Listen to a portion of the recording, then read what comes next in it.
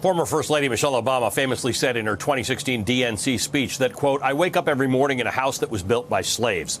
She was absolutely correct. If you look on a timeline, the history of the United States is still fairly brief, and slavery was abolished a mere 155 years ago. It wasn't just the White House that was built using slave labor, by the way.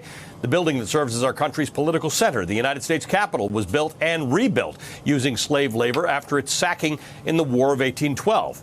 Although most northern states had abolished slavery by 1804, it's had its fair share of symbols erected using slave labor. If you're familiar with the Trinity Church in New York's financial district, you may not know that the clergy rented enslaved people to build its iconic spires, as well as the wall that used to snake down what we now know as Wall Street.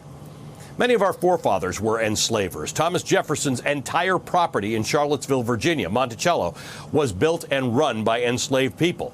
Enslaved people also helped build our intellectual centers. Georgetown University, one of the country's oldest colleges, built most of its campuses after the sale of 272 enslaved people in the 1830s.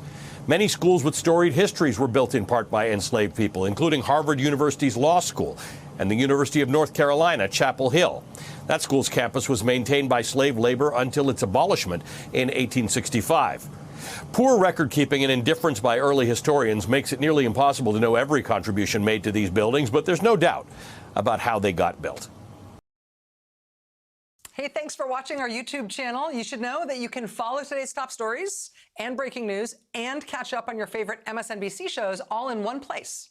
Download the NBC News app today.